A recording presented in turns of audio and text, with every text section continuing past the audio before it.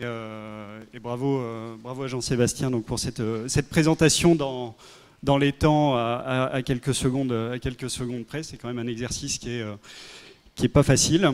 Alors, je ne vais pas me donner ce même exercice, mais je vais quand même essayer de ne pas faire trop long pour introduire cette conférence, ce débat, cette table ronde, on va dire, dénommée Food Delivery, donc le débat numéro 4 de Fodali, précisément Food Delivery, une tendance qui s'ancre chez les consommateurs.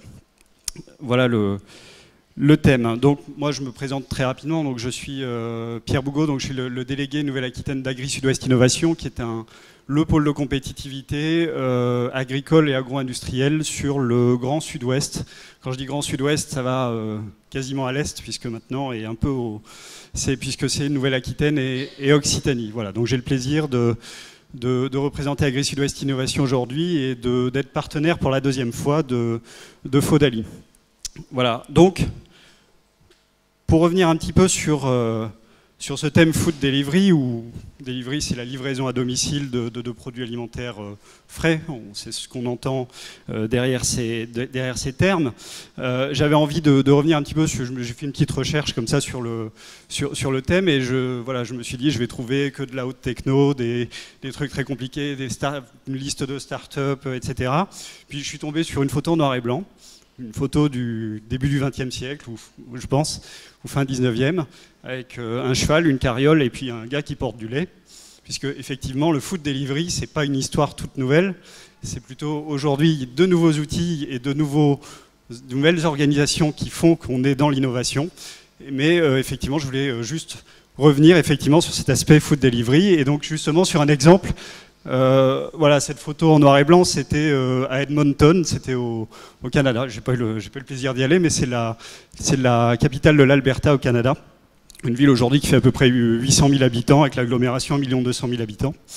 Et au début du 20e, mais il n'y avait pas que Edmonton, on se faisait livrer beaucoup de choses, finalement. On se faisait livrer du charbon, de la glace, du lait, du pain, et puis finalement à peu près tout ce qui était possible. Voilà, parce qu'il n'y avait pas de voiture, pas de supermarché, il y avait quand même des épiceries et des magasins bien entendu, mais voilà, les déplacements n'étaient pas ce qu'ils ont été. Et donc finalement, le food delivery, ça a été une règle des entreprises qui ont prospéré, qui se sont développées, des laiteries notamment, effectivement, qui ont prospéré en utilisant ce moyen de livraison à domicile. Et puis je dirais qu'après la guerre, après la Deuxième Guerre mondiale, il y a eu aussi la démocratisation, enfin petit à petit il y a eu la démocratisation en termes de moyens de locomotion, et notamment la voiture individuelle est arrivée, ça a été formidable, les supermarchés aussi ont été inventés, et finalement c'est un peu tombé, alors ça s'est pas arrêté, parce que le livreur de lait en Angleterre, au Royaume-Uni, c'est pas si vieux que ça quand même, en termes de... Enfin, je ne sais pas si ça existe encore d'ailleurs, j'ai un doute, mais bon, l'image n'est pas si vieille que ça quand même. Et donc, finalement, ça s'est un peu tombé. Puis après, il y a des gens qui ont décidé de revenir dessus, qui ont innové en se disant, voilà, on pourrait livrer de la pizza à domicile. Donc finalement, c'est quand même l'exemple type. Moi, quand j'étais étudiant, je dirais que le seul food delivery que je faisais, mais je le faisais, c'était d'aller commander chez Domino's Pizza, pour le citer un peu exprès, parce que c'est aussi celui qui a un peu réinventé, d'après ce que j'ai vu, c'est celui qui a un peu inventé la livraison de pizza et qui s'est lancé là-dedans. Donc voilà, donc ça existait, ça s'est pas arrêté, puis effectivement c'était un business très florissant. Puis sont arrivés finalement à la fin du XXe siècle, on va dire, c'est des nouvelles technos, nouvelles organisations, début du XXIe siècle, effectivement, ce qu'on connaît. Et donc avec de nouveaux développements, puissance, je ne sais pas combien, mais de manière énorme, de nouvelles organisations, des intermédiaires, effectivement, qui se sont créés, je dirais, entre les producteurs, les restaurateurs et puis les clients finaux. Et donc ça a été effectivement, aujourd'hui, la machine Internet, le smartphone, ça permet de décupler tout ça. Donc je vais m'arrêter là et puis on va accueillir nos intervenants. Alors, on va commencer. Donc, que je ne fasse pas d'erreur. Donc, voilà, alors il n'y a pas d'ordre prédéfini, mais donc Monsieur Moati, donc Philippe Moati, qui va venir s'installer. On va tous s'installer là. Voilà. Donc Philippe Moati, qui est cofondateur de l'Obsoco, vice-président et professeur à l'université Paris Diderot. Johan Rico, qui est cofondateur de Shopopop et gérant. Paul Wagner, qui est directeur du développement chez Chronopost Food. Voilà, merci. Installez-vous. Et puis donc notre monsieur Webb, qui va vous expliquer comment on va fonctionner aussi pour la partie échange avec la salle, mais aussi échange avec des internautes qui nous suivent en ce moment. Juste une petite précision, il devait y avoir Stéphane Fickaja, qui est le directeur général développement d'Uber Eats, pour le développement d'Uber Eats en France et en Belgique. Et il y a eu un cas de force majeure, je dirais, hier, ils m'ont appelé et donc ils n'ont malheureusement pas pu venir et ils en sont très très sincèrement désolés. Voilà, donc nous allons pouvoir commencer cet échange, mais je vais d'abord passer la table là, donc, à monsieur Webb, comme il se définit. Le micro, pardon. Bonjour à tous. Donc l'idée dans ce rôle de Monsieur Webb, c'est de donner la parole aux internautes, parce que ce débat est filmé, il est retransmis en direct sur le site de Fodali, et les internautes peuvent poster en direct leurs questions que je vais réceptionner, donc je me ferai leur porte-parole. Et puis les gens dans la salle et aussi au-delà vont pouvoir aussi commenter, interagir avec le hashtag Fodali en utilisant Twitter. Merci beaucoup. Donc on va pouvoir démarrer. Donc on a à peu près 45 minutes d'échange, donc d'intervention. Et puis effectivement, l'idée aussi, c'est de créer de l'échange avec vous et les internautes qui nous suivent. Donc je voulais commencer notamment par une vision un petit peu globale des évolutions de la consommation, donc avec Philippe Moati. Et donc voilà, pour nous situer un peu les tendances. Vous êtes intervenu pour le baromètre Fodali tout à l'heure, donc vous avez pu commencer à en parler. Vous parliez d'une livraison idéale, c'est à domicile et sur rendez-vous. Voilà, est-ce qu'on peut effectivement en dire plus sur les tendances d'aujourd'hui ? La tendance, je la prendrai plus du côté de l'offre que du côté de la demande. Je crois que je n'apprendrai rien à personne en disant qu'on vit une période de mutation générale du système économique et social. Et en fait, on est en train de prendre nos distances avec le système qui s'est mis en place pendant les 30 Glorieuses et qui a encore de très beaux restes, mais qui est un système industriel très centré sur le produit. Et peut-être la nouveauté, c'est que d'abord ce modèle a formidablement réussi, mais aujourd'hui il atteint clairement ses limites, il sature. Et le mouvement que nous vivons est un mouvement de retournement en quelque sorte. Tout le système est en train de s'orienter client, c'est-à-dire qu'on comprend que le produit n'est qu'un le support matériel de ce qui compte finalement dans l'acte de consommation, c'est de bénéficier d'effets utiles et d'avoir des solutions à ces problèmes. Donc progressivement, mais ça prend du temps, les acteurs de l'offre, que ce soit les industriels, les prestataires de services ou les distributeurs, commencent à prendre conscience face aux limites de leur modèle que ce qui est important, c'est de viser l'apport de solutions aux problèmes des gens. Et je vous invite à y réfléchir. Tiens. Par exemple, lorsqu'on va dans une grande surface alimentaire faire ses courses, forcément ce qui nous pousse à y aller, c'est qu'on cherche une solution à un problème. Je me suis souvent amusé à poser la question à des distributeurs, quel est le problème que les clients cherchent à résoudre lorsqu'ils viennent dans vos magasins ? Eh bien, on a du mal à obtenir une réponse. Je ne sais pas si vous avez cherché la réponse pendant que je parle. On a du mal à obtenir la réponse parce qu'en fait, ils ne se sont jamais posé la question en ces termes.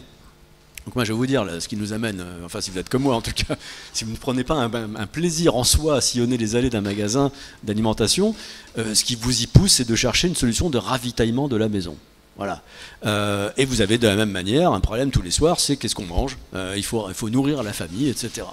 Et bien quand les entreprises commencent à penser un peu moins aux produits, mais un peu plus à comment elles pourraient être des partenaires de leurs clients en leur apportant des solutions à leurs problèmes, eh bien on en arrive à imaginer des choses comme ça.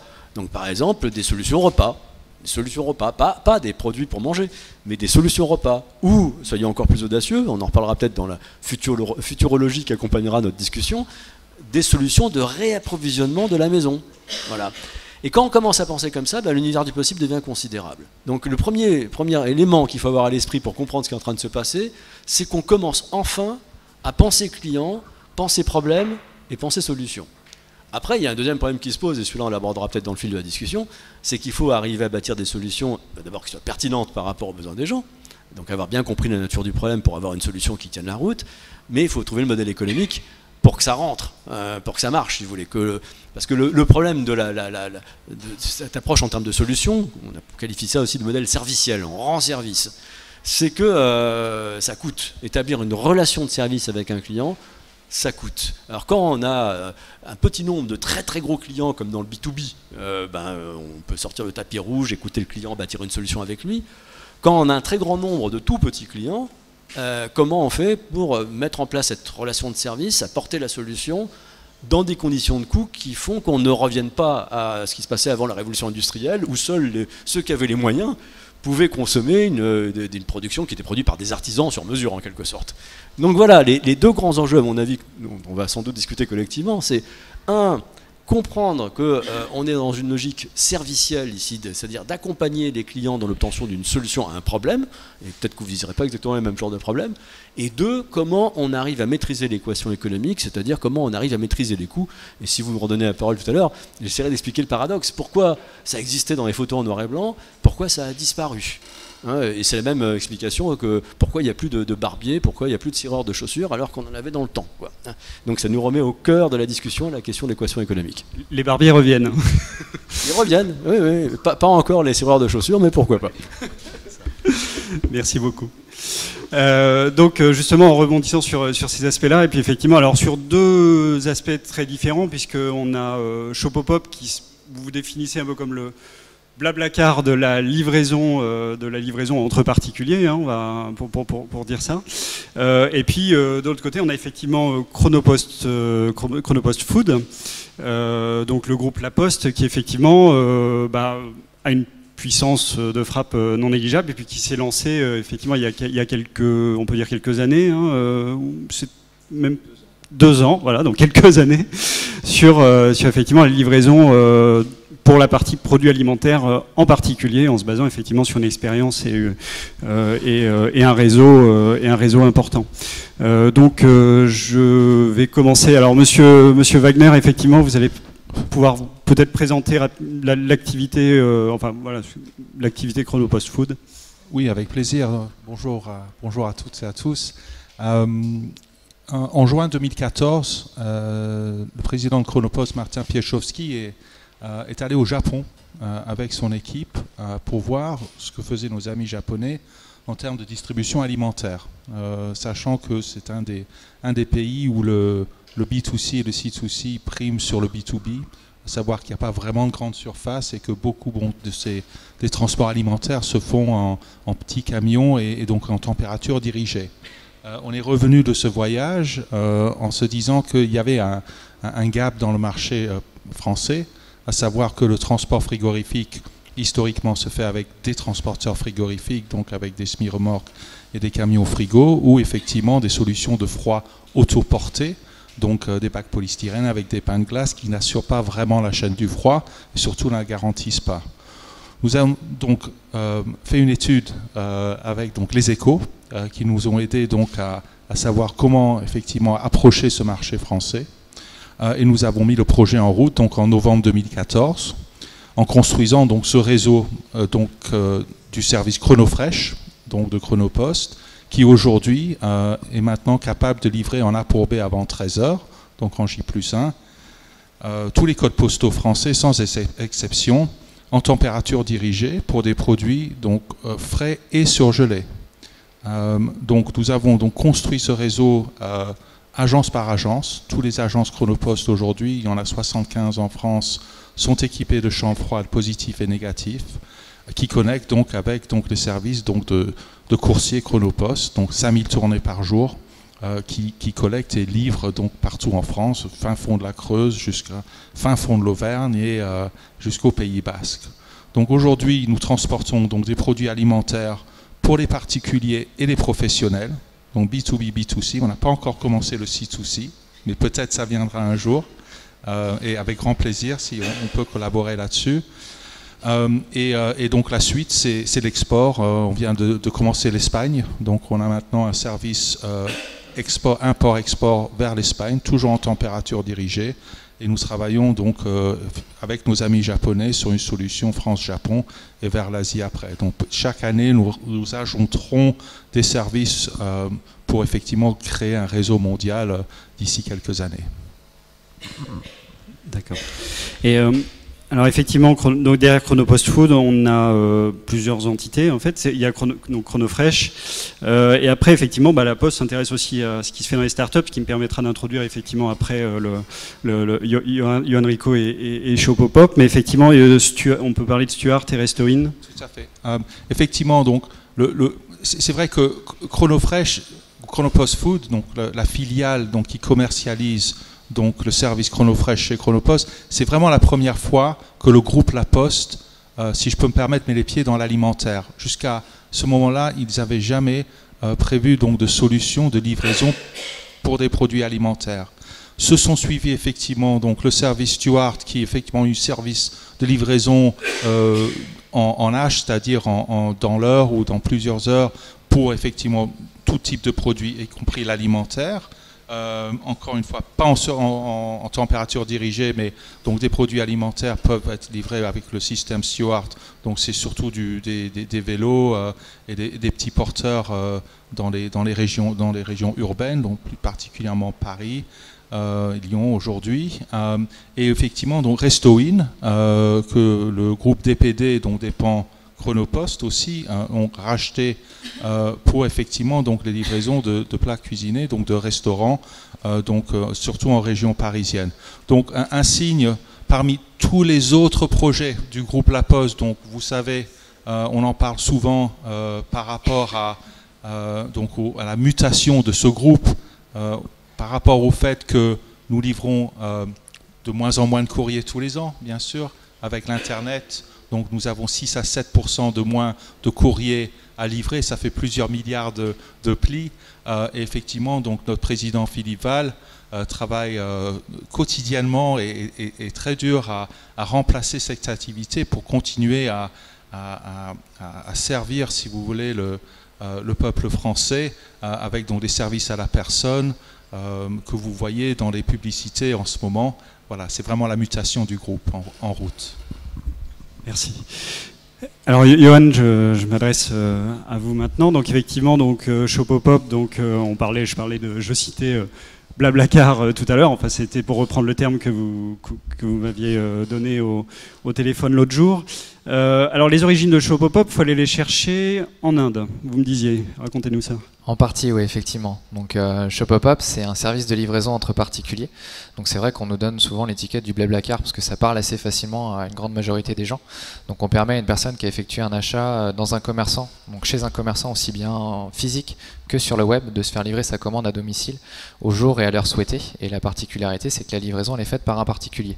Donc quelqu'un comme vous ou encore comme moi qui profite d'un de ses déplacements quotidiens ou occasionnels pour récupérer la commande au point de retrait, la livrer au domicile sur son trajet et qui va gagner un peu d'argent pour le service rendu. Donc c'est ni plus ni moins que du covoiturage pour assurer une livraison. Et effectivement, si on retrace un peu les racines du projet et du concept, Antoine, qui est mon associé, a vécu pendant 2 ans et demi en Inde, et je ne sais pas si parmi vous certains connaissent les Dabbavala, qui sont un système de livraison pour tout ce qui va être la nourriture justement, avec une flotte d'Indiens qui sont prêts à livrer en un temps record et à disposition des commerçants. Et donc Antoine, ayant côtoyé ce mode de consommation et ces usages-là, s'est dit en France, comment est-ce qu'on peut trouver une capacité à délivrer des produits rapidement en s'appuyant sur cette logique et en essayant de résoudre les problématiques de la livraison du dernier kilomètre, mais sans avoir tous les coûts d'infrastructure, les coûts humains et les coûts matériels que peuvent nécessiter ce besoin de délivrer un produit sur une agglomération ou du moins dans les territoires urbains. Donc le modèle collaboratif nous semblait un bon moyen de s'appuyer sur les flux déjà existants de transport et de trajet à l'échelle d'une ville, qui peuvent être faits à pied, en transport en commun, en vélo, en voiture ou en véhicule utilitaire léger, pour réussir à acheminer un produit d'un point A à un point B. Et donc vous vous êtes lancé, alors vous avez démarré il y a 1 an avec un prototype et puis un lancement commercial en septembre 2016, c'est ça? C'est ça, on a lancé un prototype sur la ville de Nantes. On se revendique breton, nantais, enfin voilà, sur la région ouest. Un Rennais et un Nantais, c'est ça, un Rennais et un Nantais, enfin quoi que je suis breton de souche, mais c'est pas très grave. Mais on a lancé le service sur Nantes avec un prototype en avril 2016. On a testé pendant 6 mois l'outil prototypé et vraiment avec l'envie d'aller le mettre sur le marché le plus rapidement possible et dans les mains des utilisateurs, sans avoir cette vocation à créer un outil parfait. Le but du jeu, c'était de voir si les gens s'en servaient, s'il y avait de la demande, aussi bien des commerçants que des consommateurs. Et en septembre 2016, on a remis à jour tous les outils techniques et on a ouvert le service à Rennes et Angers en plus de Nantes pour continuer notre développement. Et aujourd'hui, donc, on a ce pôle sur l'ouest qui s'est complété de Saint-Nazaire, donc qui est à 45 minutes de Nantes, et on vient d'ouvrir il y a quelques semaines à Lyon. Donc où là, c'est un test d'expatriés bretons sur le territoire national en vue d'aller après s'ouvrir sur Bordeaux, sur Strasbourg et sur toutes les grandes agglomérations de France d'ici la fin 2018. D'accord. Est-ce que, alors Philippe Moati, est-ce que déjà ça vous inspire quelques réflexions sur les modèles avancés aujourd'hui, effectivement, cette livraison entre particuliers Oui, je parlais tout à l'heure d'arriver à résoudre l'équation de coût. Et en fait, ici, on a déjà deux modèles. Il en manque un troisième. Enfin, quand même, la Poste, elle est un peu hybride. Hein. On a le modèle, j'ai envie de dire, industriel, c'est-à-dire que la puissance de la Poste, de son appareil logistique, qui est hyper bien calibré, extrêmement professionnel, qui arrive à peu près à maîtriser les coûts. On a quand même le problème du dernier kilomètre. Et là, c'est intéressant de voir que la Poste, qui pourtant, excusez-moi d'être aussi direct, est en surcapacité avec ses postiers, a recours à Stuart, c'est-à-dire à des gens qui vont livrer, qui ne sont pas des facteurs, qui sont des indépendants. Oui, tout à fait, il y a des prestataires, effectivement. Voilà. Donc, on voit la limite d'un modèle strictement industriel qui n'arrive pas à automatiser toute la chaîne logistique. Il restera toujours une partie humaine. Et c'est précisément parce que cette partie humaine coûte cher que progressivement, ce qui a existé dans le passé a disparu. C'est une question de prix relatif. Alors, je vais vous faire le petit 5 minutes de professeur d'économie. Hein. Nous, on appelle ça la loi de Baumol en économie. Pourquoi ça a disparu alors que quand on était plus pauvre, on y avait recours? C'est quand même intéressant. C'est une question de prix relatif. C'est-à-dire que l'industrie a fait d'énormes gains de productivité. On n'a pas fait beaucoup de gains de productivité dans la livraison à domicile, puisque c'est toujours un bonhomme sur une bicyclette ou à pied ou en voiture, mais sa productivité, elle est extrêmement limitée. Donc si on reprend le cas de la livraison de la bouteille de lait, par exemple, eh bien, je vais vous dire des bêtises, mais il y a un siècle, le coût de la livraison, ça représentait peut-être 5 bouteilles de lait. Aujourd'hui, le coût de la livraison, ça représenterait 20 bouteilles de lait. Donc on se dit, donc, il faut que je renonce à beaucoup de choses pour avoir la livraison, donc je préfère ne plus acheter la livraison et me débrouiller moi-même. Voilà. Donc le prix relatif de ce qui n'a pas bénéficié de gains de productivité apparaît de plus en plus cher par rapport à tout ce qu'on peut acheter avec son argent, notamment produits issus de l'industrie qui, eux, ont bénéficié d'énormes gains de productivité. Donc les activités qui sont soumises à ce paradoxe de la difficulté de générer de la productivité sont amenées en fait à disparaître tout simplement, sauf à répondre à un besoin absolument vital, auquel cas on paiera de plus en plus cher, sauf à considérer qu'il y a une utilité publique qui justifierait l'intervention de l'État. Par exemple, ce type, le théâtre ou l'opéra sont typiquement dans cette configuration. Et c'est des activités qui auraient disparu s'il n'y avait pas eu le soutien de l'État, parce que ça aurait coûté de plus en plus cher et très peu de gens auraient pu se le payer par rapport au prix d'une place de cinéma, d'un livre ou d'un produit industriel. Alors qu'est-ce qui se passe ici? Eh bien, on a la conjonction de la technologie et de détournement de la difficulté, je vais le dire comme ça pudiquement, qui permet de réduire le coût relatif de la livraison et de la rendre de nouveau possible. Alors la technologie, vous la connaissez, hein, c'est toutes ces applications qui vont permettre d'optimiser les flux logistiques. Alors ces applications que trouvent les utilisateurs, mais en back-office, il y a le miracle du digital qui permet de gérer les flux logistiques de manière de plus en plus scientifique et avec une efficacité croissante. Ça, c'est clair. Mais il reste toujours, encore une fois, des parties non automatisables qui réclament l'intervention humaine. Et l'intervention humaine, ça coûte cher et la productivité là-dessus, on ne peut pas vraiment l'améliorer. Alors, c'est quoi la parade? Là, c'est la parade suprême. C'est la parade suprême. On fait travailler les consommateurs. On fait travailler les consommateurs. Donc, c'est plus un salarié payé au minimum au SMIC avec les charges sociales, etc. qui vont avec. Vous avez le droit de lui répondre. Hein. Mais c'est au cœur de modèle. Il l'a dit lui-même que c'était une manière de réduire le. Voilà. Et c'est tout le miracle de l'économie collaborative, en fait, qui au départ. Enfin, il n'y avait pas de dénonciation dans ce que je dis. Hein, c'est simplement une analyse froide du modèle économique. Là, effectivement, pour un consommateur, aller faire les courses pour son voisin, ça va lui rapporter 3 francs 6 sous, c'est money from the sky, quoi. C'est un petit bonus, comptez pas là-dessus pour vivre, ça peut arrondir les fins de mois, voilà. Et ça permet de rentrer dans l'équation économique. Après, on a le cas de l'indépendant, et qui va pas être le même d'ailleurs, c'est-à-dire que votre client, votre voisin qui fait les courses pour vous, finalement, il peut, s'il a du mal à trouver du boulot, par exemple, il peut se dire, bah, si j'en fais beaucoup des trucs dans la journée, comme ça peut me fournir un job. Aux États-Unis, vous avez une start-up qui a 4 ou 5 ans maintenant, hein, au moins, Instacart, qui a monté un système qui ressemble un peu au vôtre. Alors, je ne sais pas si vous allez dans le magasin faire les courses, hein. Je crois pas. Non, ils vont plus loin, ils vont carrément faire les courses en fait. Ils missionnent un particulier pour aller faire les achats dans le magasin. C'est ça. Donc, chez Instacart, vous avez quelqu'un qui va chercher les produits dans le magasin et qui vous les amène à la maison. Et là, on se rend compte que les gens qui font ça, c'est rarement votre voisin qui fait ça parce qu'il est déjà dans le magasin et qu'il en profite pour faire des courses pour vous parce que vous lui êtes sympathique. Il fait ça parce qu'il est payé. Il est payé. Et il est payé comment? Comme un travailleur indépendant. Et là, on est sur l'autre modèle. C'est dommage que M. Hubert soit pas avec nous parce que là, c'était le modèle qui manque entre les deux, mais qu'on retrouve chez Stuart. Hein, où là, c'est pas des particuliers qui viennent arrondir les fins de mois ou faire ça parce qu'ils trouvent ça sympathique, c'est collaboratif, voilà. Et ils font ça parce que ils ont besoin d'argent pour vivre. Et là, on est sur un statut d'indépendant. Et vous connaissez le statut d'indépendant, c'est-à-dire une protection sociale minimale. On échappe en fait à toutes les obligations liées au statut de salarié, hein, précarité absolue.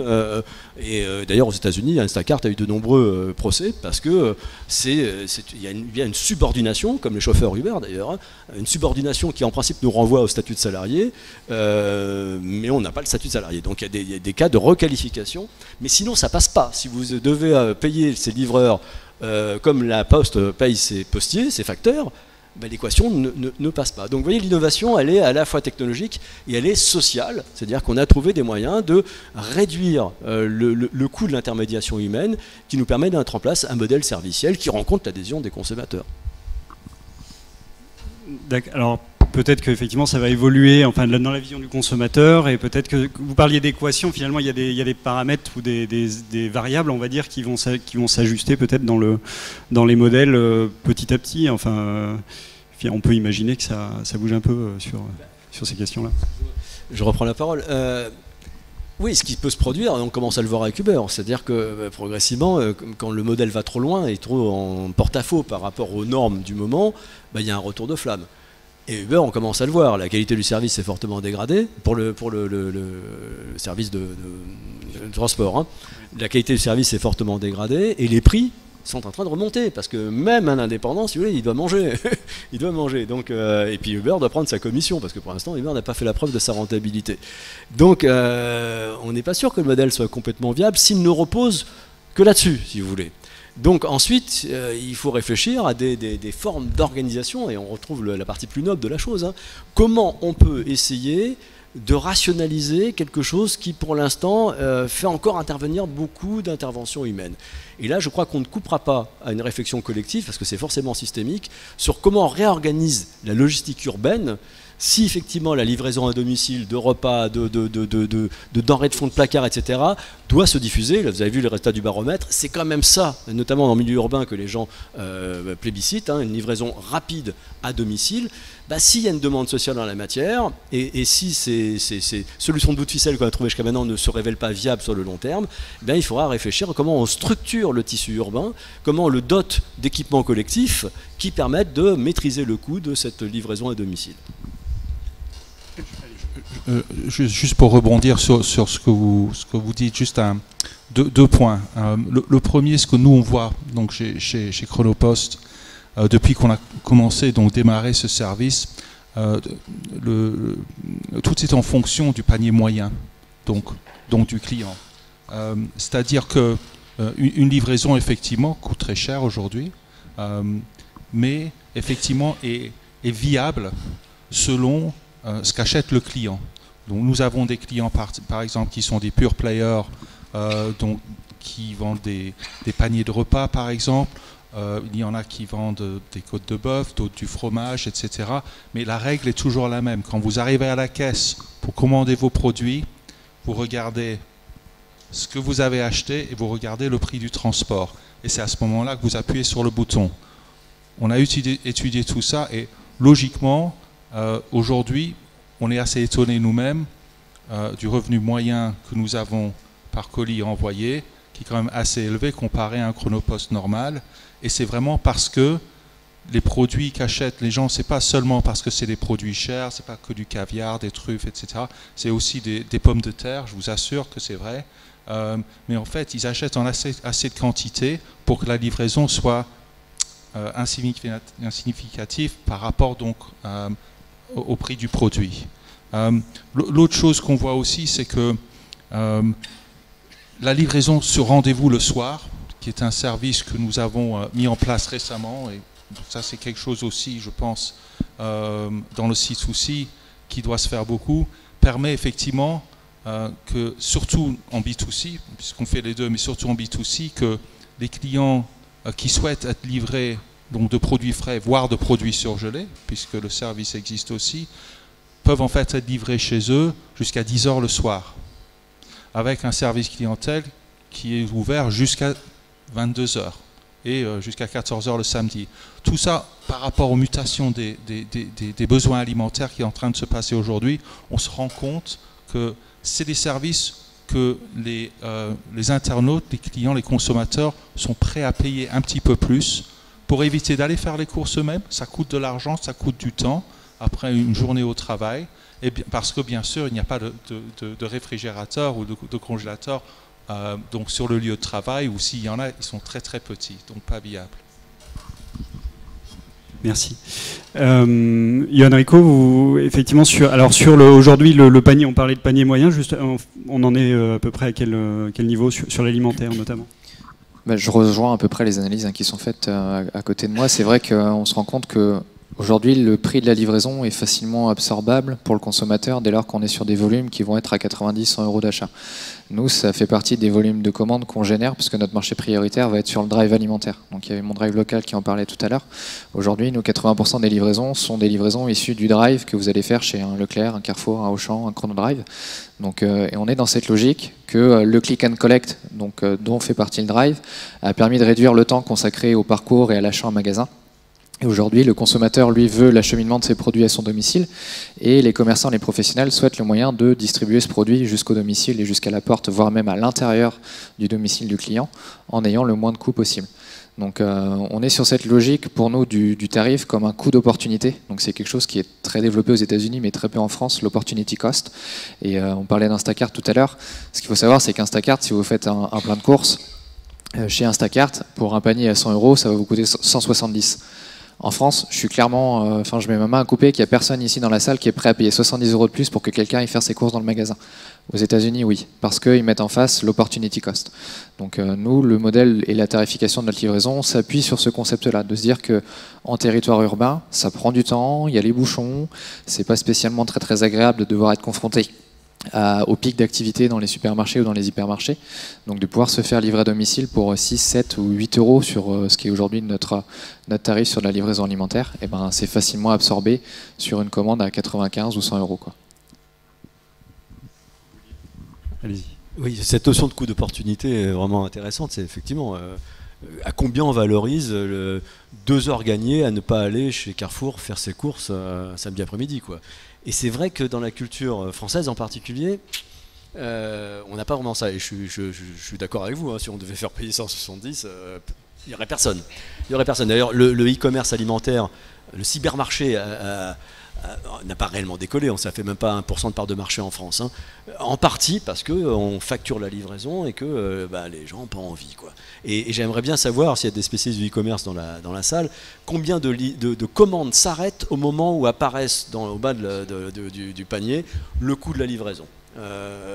Voilà. Donc on a du mal dans la culture au moins française à payer le service, ce qui est évidemment un obstacle à la diffusion de ce genre de choses. Alors c'est peut-être en train de changer, parce qu'encore une fois, notamment chez les CSP+, qui courent après le temps, qui sont en appétence d'une démarche servicielle, on commence à voir qu'il y a une partie de la population qui serait prête, dans des limites raisonnables, hein, à supporter le coût ce coût d'opportunité, à faire ce calcul. Mais il y a une autre approche, qui est bien connue d'ailleurs, hein, c'est de fondre ces coûts de livraison ailleurs, c'est-à-dire de les rendre invisibles. Alors c'est vrai que quand c'est ça qu'on vend, c'est difficile de le rendre invisible, mais vous avez parlé des volumes, je vous rappelle que Amazon vous fait livraison gratuite en 2 heures à partir de 20 € d'achat. Alors peut-être que c'est une politique de la terre brûlée, ils font ça pour conquérir, parce que je doute que ça puisse être rentable de livrer à domicile en 2 heures une commande de 20 €, mais je rappelle que la condition pour en bénéficier, c'est d'être membre d'Amazon Prime, du programme Amazon. Il faut avoir payé les 49 € par an qui vous rendent consommateur privilégié. Et tous les chiffres qui transpirent de chez Amazon montrent que la rentabilité d'Amazon, elle se fait sur ses clients Prime. Donc c'est une forme de produit d'appel et on calcule la rentabilité non pas juste sur la livraison de ce panier, mais globalement sur la valeur d'un client Prime qui évidemment va acheter beaucoup plus de choses que les commandes qu'il va faire parvenir chez lui au bout d'1 heure.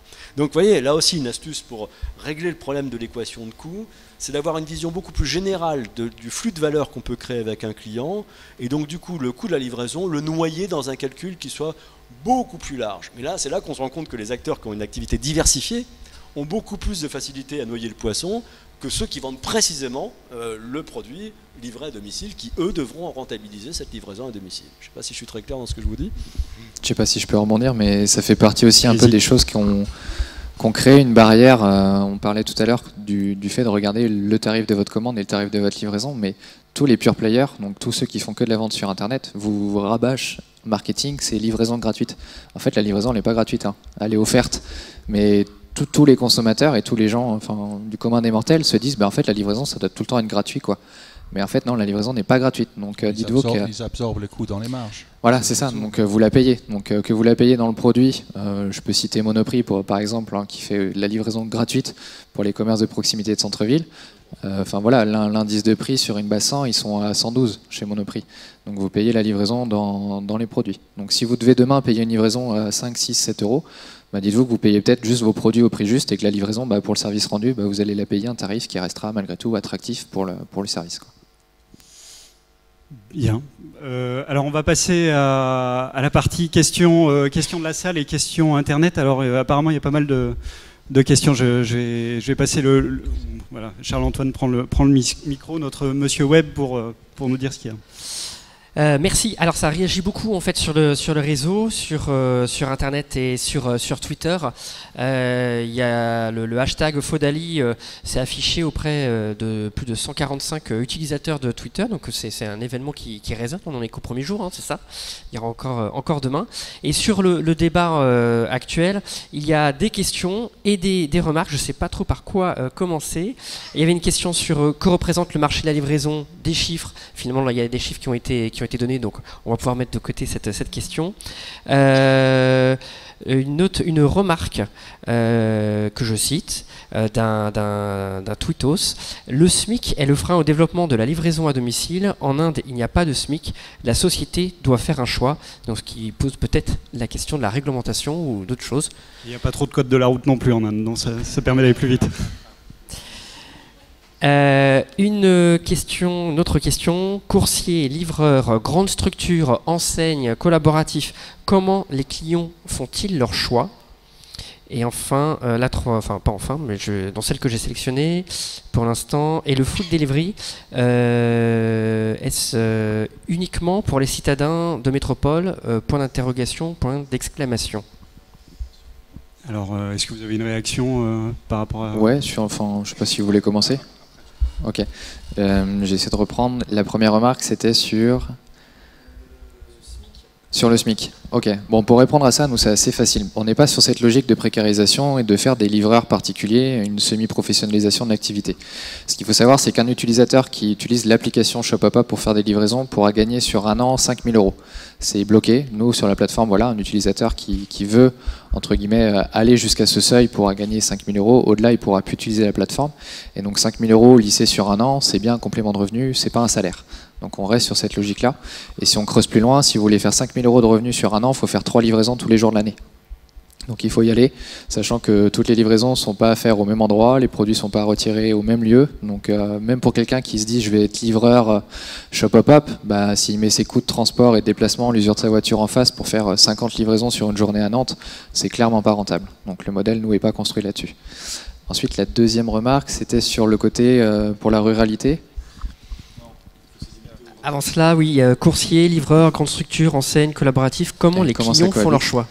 Alors, comment les clients font leur choix pour utiliser du moins notre service sur le modèle collaboratif? Aujourd'hui, il y a, et nous c'est comme ça qu'on propose la solution aux grandes enseignes, c'est d'intégrer leur site marchand. C'est-à-dire que demain, quand vous ferez un panier de courses sur le site d'un drive d'une enseigne, vous aurez la possibilité à la fin de votre parcours d'achat de sélectionner une solution de livraison qui pourra être la livraison Shop-Hop-Hop. On est convaincu, Blablacar a su le faire pour le transport, qu'il y a moyen de créer un standard de livraison autour du modèle collaboratif. Blablacar l'a fait pour le transport, donc pourquoi ne pas le faire pour la livraison? Et ensuite, sur la dernière question de la ruralité, nous aujourd'hui on s'appuie sur des problématiques de communauté. Donc il faut qu'on lève des communautés d'utilisateurs pour être en capacité de délivrer toutes les livraisons qui vont être demandées sur une ville. On sait qu'il y a de la demande en territoires ruraux, on sait qu'il y a de la demande aussi sur des marchés complémentaires que vont être les seniors et les personnes à mobilité réduite. Malgré tout, ça interviendra dans une seconde phase pour nous, parce qu'il faut déjà que le concept soit ancré dans les nouveaux usages, que la marque et le modèle de consommation à travers la livraison collaborative se fassent connaître avant de pouvoir aller sur des territoires un peu plus reculés. Bon, ça fera peut-être pas plaisir aux Nazériens, mais on teste sur des villes de périphérie ou des villes de plus petite envergure, à côté de Nantes et également à côté de Rennes, sur la ville de Bain-de-Bretagne, qui sont voilà, des territoires beaucoup moins concentrés que des villes et que des agglomérations, pour voir comment est-ce qu'on peut créer ces communautés et quels sont les utilisateurs qu'on va avoir dans ces territoires-là pour répondre à la problématique. Et c'est là peut-être où nous pourrons être utiles, dans le sens qu'aujourd'hui, donc le réseau Chronofresh touche toute la France, que ce soit en centre-ville ou dans les pays, dans les endroits ruraux. Donc c'est tous les codes postaux. Donc effectivement, nous avons de la demande de partout. Nous travaillons, nous avons des clients qui expédient peut-être 3 à 4 colis par mois, et d'autres qui expédient 5 à 6 000 colis par mois. Et je peux vous assurer qu'ils vont partout en France sur tous les codes postaux. Donc, encore une fois, c'est sûr que c'est une problématique dans certains cas. Maintenant, les solutions commencent à sortir.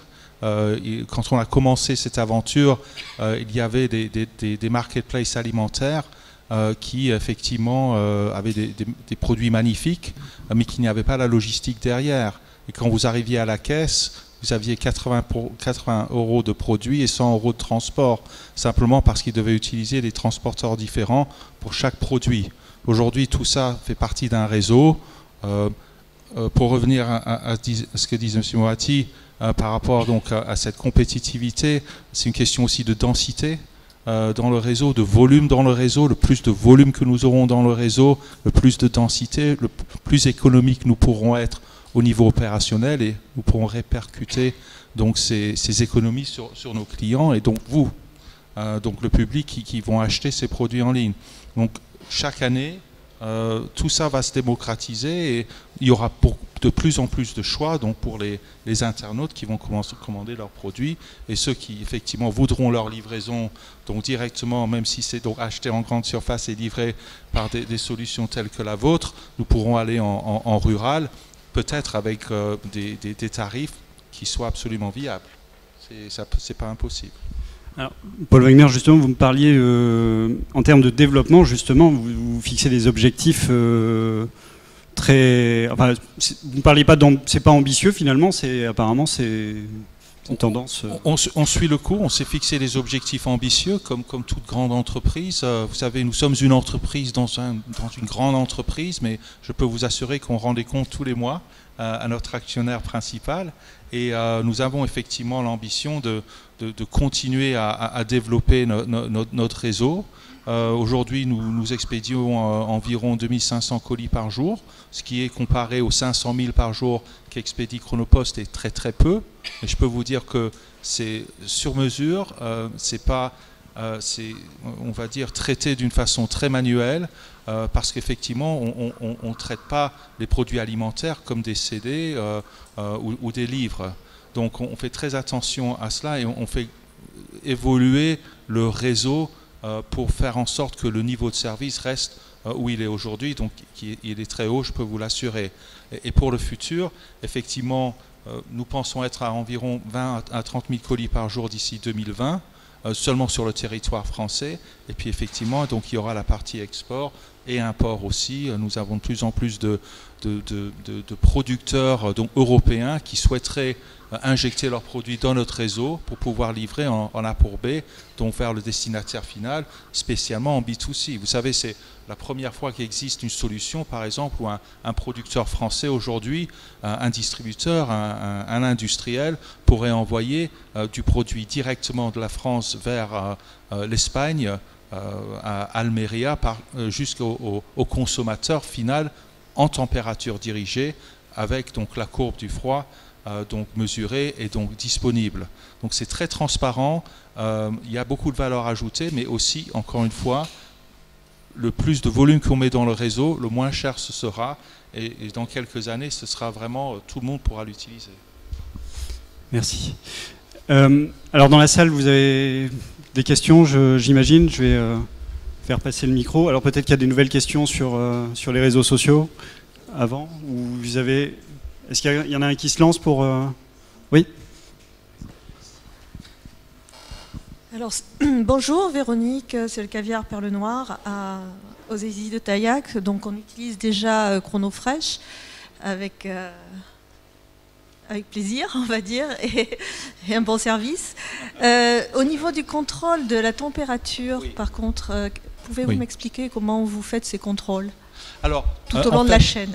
Alors, déjà au niveau de la technologie, quand nous faisons donc des collectes donc chez nos clients, les conteneurs dans lesquels se trouvent les colis ont des sondes qui sont reliées à des puces RFID qui sont scannées à chaque moment, donc depuis le départ jusqu'à l'arrivée.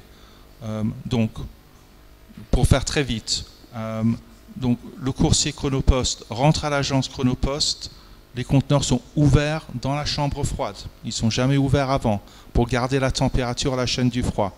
Donc là, les conteneurs sont rescannés. C'est toujours l'air ambiant qui est donc scanné, pas à l'intérieur du colis, bien sûr, puisqu'on n'ouvre jamais les colis. Et donc, au fur et à mesure de la chaîne du froid, donc d'un chaîne du transport jusqu'à la livraison chez le client final, la température est prise tous les 5 minutes pendant le transport. Toutes les données de température sont donc enregistrées dans les puces RFID et donc ces données sont remontées en informatique et nous avons donc un service de surveillance de température à côté du service clientèle chez Chronopost Food à Gentilly qui mesure tous les jours toutes les expéditions qui passent dans le réseau. Tous les matins, ils arrivent à 6 heures, ils impriment toutes les expéditions de la veille pour voir s'il y a eu des anomalies. Effectivement, s'il y a eu ça peut arriver, nous contactons l'expéditeur pour ses instructions et il nous demande de livrer ou de stopper donc le colis pour le remplacer. C'est la procédure normale, j'espère que ça se passe comme ça pour vous. C'est comme ça que ça devrait se passer de toute façon. Alors sur des problèmes de température, souvent la remontée est un peu tardive, on va dire. Oui, effectivement, parce que quelquefois on voit seulement donc, les écarts de température donc le lendemain matin, donc de l'enlèvement. Donc ça peut arriver un peu tardivement, c'est sûr. C'est arrivé que ce soit après la livraison. Ça peut arriver. On n'a pas un service à 100%. Quelqu'un qui dit qu'il a un service à 100%, je pense que ça n'existe pas. Donc on essaye, mais effectivement, il y a toujours des exceptions à la livraison. Voilà, normalement, vous êtes capable de prévenir votre client avant la livraison. Avant la livraison. Et ça peut arriver on livre tellement vite. Vous savez, on enlève un lundi après-midi, c'est livré le mardi matin. Quelquefois, c'est livré trop vite pour qu'on puisse effectivement donc avertir. Mais on avertit toujours pour qu'effectivement, s'il y a eu une anomalie vraiment très sévère, qu'on puisse quand même arrêter, donc prévenir le destinataire qu'il y a un problème. Mais voilà, la procédure, elle est celle-là, mais dans la majorité des cas, on arrive effectivement à avoir donc cette analyse avant la livraison. D'accord, merci. Merci madame. Merci. Alors une autre question dans la salle? Vous avez... Oui. Bonjour, moi je voudrais savoir au niveau de il y a quand même une prise en charge chez le producteur ou chez la personne chez laquelle vous allez enlever la marchandise. Comment vous faites pour garantir que à la prise en charge, la température de la marchandise est correct, c'est-à-dire entre 2 et 4, si toutefois ça doit être entre 2 et 4, est-ce que vous faites un contrôle déjà de température en prise en charge? Parce que pour pouvoir garantir que le transport se fasse à la température, alors les caisses c'est une chose, mais c'est très important que la marchandise reste à température. Donc elle a été prise à température. C'est une très très bonne question. Et vous savez, quand on ouvre un compte Chronopost Food, donc, parce que c'est très séparé de tout ce qui se passe chez Chronopost, une des choses qu'on demande à nos clients, c'est de nous donner donc, la marchandise que nous devons transporter à température. C'est-à-dire on ne peut pas prendre un carton de produits de fromage ou qui soit ambiant. Pour 2 raisons. Un, parce qu'effectivement la chaîne du froid, on ne peut plus en parler, puisqu'on n'a même pas la chance de commencer avec la bonne température. Et puis l'autre chose, c'est que quand nous mettons un colis ambiant dans un conteneur de 0 à 4 degrés, il va réchauffer le reste des cartons, donc des autres clients. Donc c'est 2 raisons pour lesquelles, quand un coursier Chronopost passe pour faire donc une collecte, il doit, ça fait partie de la procédure et de sa formation, prendre donc le colis à température, donc 0 à 4 degrés pour les produits frais et moins 18 pour les produits surgelés. Est-ce que ça répond à votre question? Non. Pas franchement, parce que vous demandez la garantie que votre client vous remette de la marchandise à température au niveau de la prise en charge. Quand vous prenez du surgelé qui normalement devrait être à moins 18, entre moins 18 et moins 23, comment vous faites pour vous assurer que c'est pas moins 15? On ne peut pas s'assurer, on peut seulement faire en sorte que le client nous le donne. Ça fait partie de la procédure.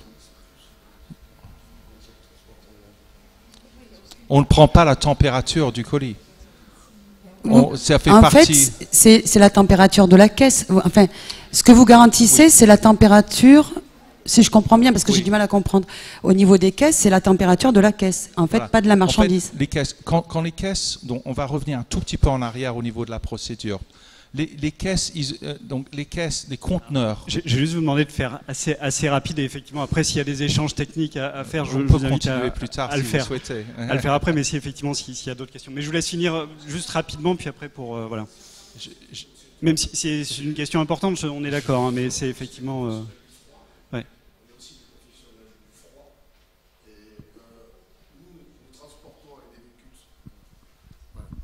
Bonsoir, nous sommes des professionnels du transport sous température dirigée, aussi bien froid positif qu'en froid négatif.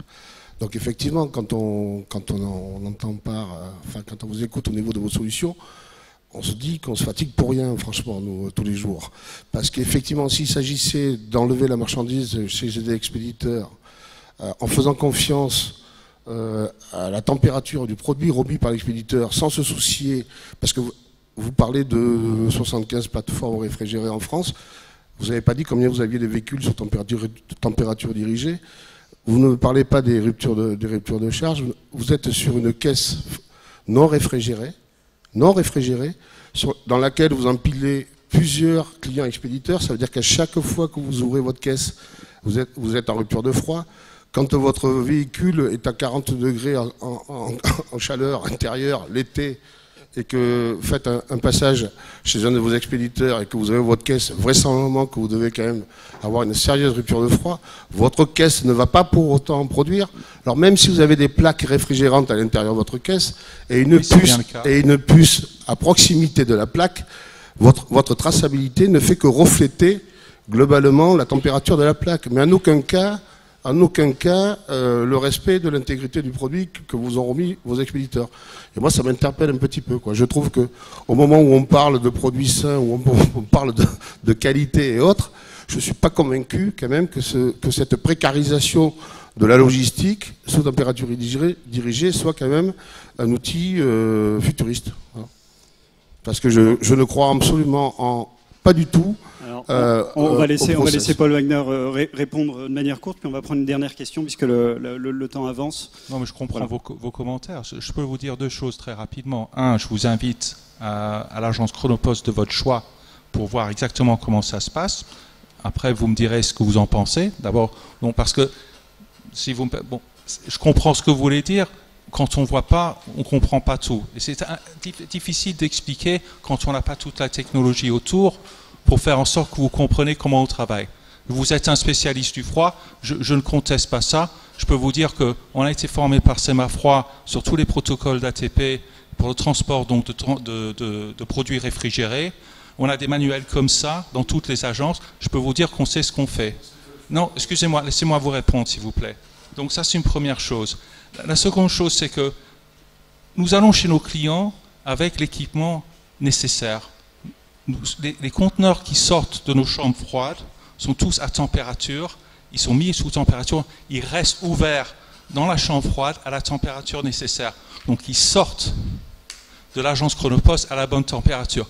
Vous avez raison, quand on ouvre, chaque fois qu'on ouvre le conteneur, on peut perdre 1 ou 2 degrés. Mais quand on le referme, il se remet à température. Mais oui. Donc, encore une fois, on ne va pas s'éterniser dessus parce que je pense qu'il y a d'autres questions. Voilà, si vous voulez débattre effectivement après, je vous invite à le faire. Je vous invite cordialement, avec grand plaisir. Je vous donnerai ma carte, avec grand plaisir. Et après, on pourra débattre. Encore une fois, nous apprendrons beaucoup de nous-mêmes. Merci beaucoup. Alors on va passer une dernière question puisque voilà, on arrive au bout de ce débat. Là, ça finissait sur un peu une partie débat. Voilà, donc est-ce que vous avez une question particulière, une intervention C'est pour vous. La difficulté des business models tels que le vôtre, c'est un marché biface que vous avez, pour parler savamment, c'est-à-dire qu'il vous faut à la fois des clients qui veulent être livrés et des livreurs pour livrer les clients qui veulent être livrés. Et s'il y a un déficit de l'un des deux côtés du marché, eh ben le marché décolle pas. Comment vous avez fait pour monter en puissance sur les deux versants du marché simultanément ? Réponse de Normand, on s'est remonté les manches. Non, très sincèrement, effectivement, même au-delà, c'est une plateforme tripartite. C'est-à-dire qu'on a besoin des utilisateurs livreurs, on a besoin des utilisateurs clients qui vont demander à se faire livrer, et des commerçants.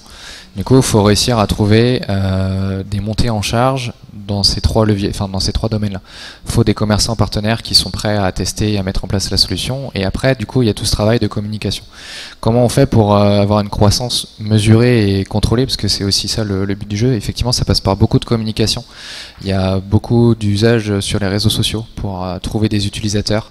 On a cette force aussi de pouvoir former les collaborateurs des magasins partenaires. Il n'y a rien de plus simple que d'avoir des gens qui travaillent dans le magasin pour récupérer une commande à la fin de leur journée ou à leur pause déjeuner, qui peuvent faire une livraison lorsqu'ils rentrent chez eux et déposer le produit. En plus, ils peuvent apporter un conseil supplémentaire si on va dans des démarches autres, parce qu'on ne fait pas que l'alimentaire, on bosse aussi avec de la distribution spécialisée. Je pourrais citer Decathlon, Leroy Merlin, entre autres. Et donc c'est aussi une force qu'on a pour lancer le service.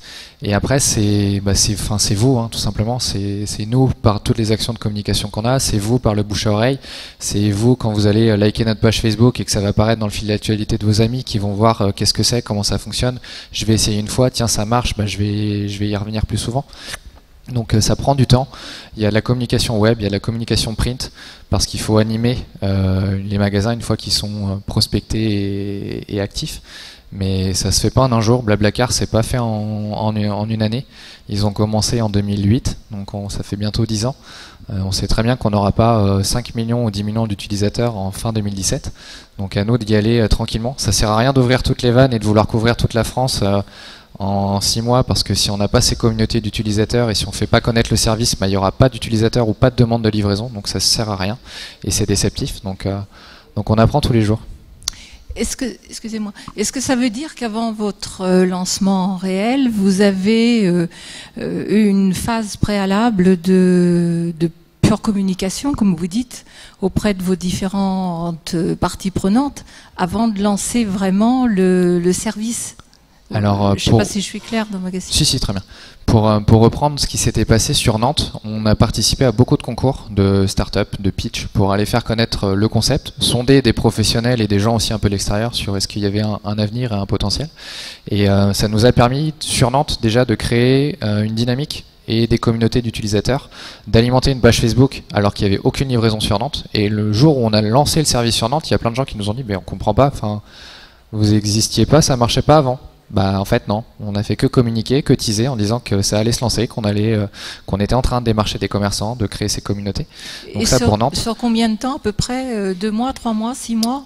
Alors, si je peux prendre un exemple un peu plus significatif, aujourd'hui on a ouvert Lyon. Donc Lyon qui est une ville qui n'était pas sur le territoire ouest. Et là on prend à peu près entre 3 mois pour tisser le maillage de commerçants locaux avec un relais terrain. Donc on a beau faire du numérique et du web, on a un commercial, enfin une commerciale même qui est sur place à Lyon, qui est ce relais auprès des magasins. Donc il faut compter 3 mois effectivement pour créer ce maillage de commerçants partenaires, lever ces communautés d'utilisateurs. Et le but du jeu, c'est déjà d'avoir des ambassadeurs en fait. Ça va souvent être ce qu'on appelle des early adopters, donc des gens qui sont connectés, qui ont l'habitude d'acheter ou de consommer sur le web et d'avoir des applications dans leur téléphone, qui vont être les premiers relais pour faire les premières livraisons. Mais d'avoir 50 livraisons sur une ville et de ne pas avoir de personnes en face, ça sert à rien. Et à l'inverse, nous on estime qu'à partir du moment où on a 30-40 personnes qui sont inscrites sur l'application, on est en mesure avec ces 30-40 de commencer à créer des premiers volumes de livraison. Et après, il faut faire monter les deux au fur et à mesure, quoi. Ça, il faut déjà atteindre un certain seuil pour vous dire ok, on peut le lancer parce que là ça va être viable. C'est ça. Après, il y a des moyens très rapides. Hein. Dans toutes les grandes villes, il y a des campus étudiants, il y a des écoles, il y a des universités. C'est typiquement des publics qui sont à la recherche d'un petit revenu complémentaire, qui se déplacent, qui rentrent sur les campus, qui rentrent chez eux. Il y a toujours cette histoire des collaborateurs des magasins. On a des personnes qui sont en transition professionnelle, des gens qui sont à la recherche d'un emploi, qui vont faire ça pour le côté complément de revenu, mais qui n'arriveront pas à en faire une activité, c'est pas le but, mais qui vont avoir ce petit complément de revenu. Donc ça fait déjà un panel de gens à aller toucher et qu'on peut solliciter. Bien, merci beaucoup. Alors on arrive au bout du débat, il est l'heure, donc je vous remercie d'être venu et d'avoir assisté à ce débat, puis je remercie nos intervenants. Alors Philippe Moretti qui a dû partir, son taxi l'attendait, Johan Rico, Paul Wagner et donc Charles-Antoine Bertonneau pour la partie web. Donc merci beaucoup, vous pouvez les applaudir. Voilà.